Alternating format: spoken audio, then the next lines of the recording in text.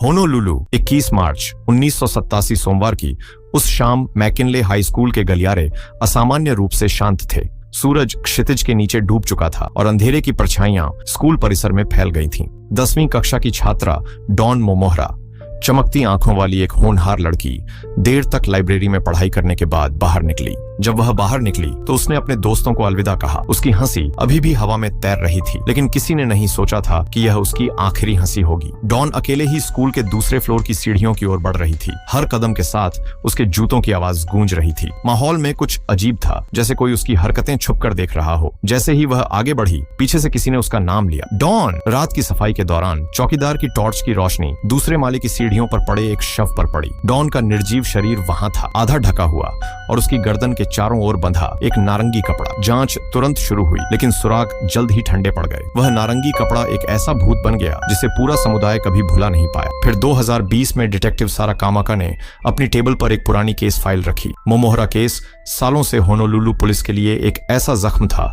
जो कभी भर नहीं पाया, लेकिन अब नई डीएनए तकनीक से उसे इस केस को सुलझाने की नई उम्मीद दिख रही थी। सबूतों में सबसे अहम वही नारंगी कपड़ा था जिसे सालों से संभाल कर रखा गया था। अब यही कपड़ा 43 साल पुराने छुपे राज खोलने वाला था। जब इसे फॉरेंसिक लैब में जांच के लिए भेजा गया तो सारा को अंदर ही अंदर अजीब सा एहसास हुआ, जैसे इस बार सच सामने आकर ही रहेगा। जब रिपोर्ट आई तो 2 नाम सामने आए, गिडियन कैस्ट्रो और उसका भाई विलियम। लेकिन सारा को कुछ अजीब लग रहा था। उसका अनुभव कह रहा था कि असली सच गिडियन से ही जुड़ा हुआ है। 1987 में मैकिनले हाई के एक जूनियर छात्र ने पुलिस को बताया था कि उसने उसी दिन एक सीनियर को नारंगी रंग का बैंडाना पहने देखा था, लेकिन यह बयान बाकी उलझे हुए सुरागों के बीच कहीं खो गया था। सारा जब पुरानी फाइलें छान रही थी तो उसे कुछ ऐसा मिला जिससे वो हैरान रह गई। उसमें लिखा एक नाम भी उसे चौंका दिया, गिडियन। 1977 में पूछताछ के दौरान उसने इस बात को बहुत छोटी सी बात मानकर टाल दिया था। डिटेक्टिव सारा ने धमकाते हुए कहा कि हमारे पास तुम्हारा डीएनए है, गिडियन। अब तुम्हारा खेल खत्म। बताओ तुमने उस रात डॉन के साथ क्या किया था। डिटेक्टिव की आवाज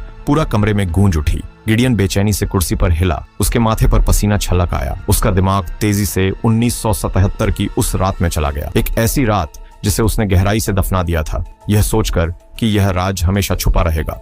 वह रुक गई और पीछे मुड़ी। गिडियन कैस्ट्रो, स्कूल का सीनियर, जिसे वह कभी पसंद नहीं करती थी, वह अक्सर उसे घूरता था, जिससे डॉन को अजीब सा महसूस होती थी। गिडियन दीवार से टिककर खड़ा था। उसकी आंखों में एक अजीब सी चमक थी। इतनी रात को अकेली क्यों घूम रही हो? उसने हल्की मुस्कान के साथ पूछा। डॉन को उसकी हरकतें ठीक नहीं लगीं। उसने जबरन मुस्कुराने की कोशिश की और बोली, बस घर जा रही थी। गिडियन धीरे धीरे उसकी तरफ बढ़ा। तुम मुझे कभी नोटिस क्यों नहीं करती? डॉन को समझ आ गई कि गिडियन के दिमाग में कुछ चल रहा है। वो वहां से निकलने के लिए मुड़ी, लेकिन तभी गिडियन ने उसका हाथ पकड़ लिया।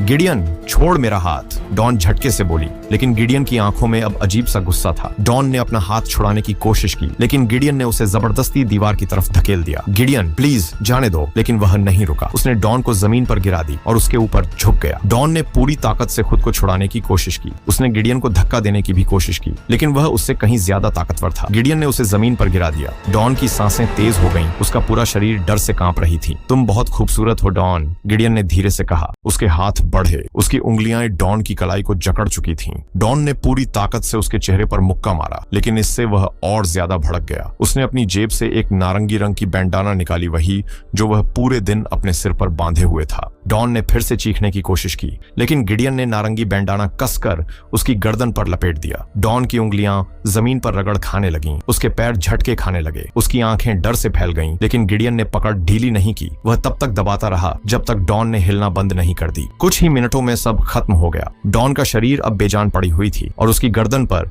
वही नारंगी कपड़ा कसकर बंधा हुआ था। गिडियन ने जल्दी जल्दी अपने हाथों के निशान मिटाने की कोशिश की। उसने बैंडाना का एक सिरा काटकर अपने पास रख लिया और वहां से भाग निकला, यह सोचकर कि यह राज कभी बाहर नहीं आएगा। सारा ने टेबल पर हल्की दस्तक दी और कहा, अब भी चुप रहोगे या खुद सच बोलोगे? गिडियन ने उसकी तरफ देखा। उसकी आंखों में अब वही घबराहट थी जो शायद 1977 में डॉन मोमोहरा की आंखों में थी जब वह उसे मार रहा था। कुछ मिनट की चुप्पी के बाद गिडियन ने गहरी सांस ली और कहना शुरू किया, मैंने नहीं सोचा था कि बात इतनी आगे तक जाएगी। उसने बताया कि वह डॉन को पसंद करता था, लेकिन जब उसने उसे नजरअंदाज किया तो उसे गुस्सा आ गया। उसने उसे रोकने की कोशिश की, लेकिन जब डॉन ने विरोध की तो गिडियन आपा खो बैठा। उसने न सिर्फ उसके साथ जबरदस्ती की, बल्कि उसे जिंदा भी नहीं छोड़ा। मैंने उसे मारने का इरादा नहीं किया था, उसने धीरे से कहा, लेकिन अब उसकी सफाई का कोई मतलब नहीं था। कोर्ट का फैसला होनोलुलु कोर्ट में जब गिडियन पर मुकदमा चला तो मोमोहरा परिवार करीब 50 साल बाद न्याय की उम्मीद लिए वहां बैठा था। अंत में गिडियन को उम्र कैद की सजा सुना दी गई। कोर्टरूम में एक सन्नाटा था। मोमोहरा परिवार के लिए यह जीत थी, लेकिन उनकी आंखों में फिर भी आंसू थे। एक बेटी, एक बहन जो कभी वापस नहीं आ सकती थी। जब कोर्टरूम खाली हो गया, डिटेक्टिव सारा कामाका ने एक गहरी सांस ली। डॉन मोमोहरा के लिए आखिरकार न्याय मिला, लेकिन सारा के मन में एक सवाल रह गया, और कितने ऐसे गुनाह दफन हैं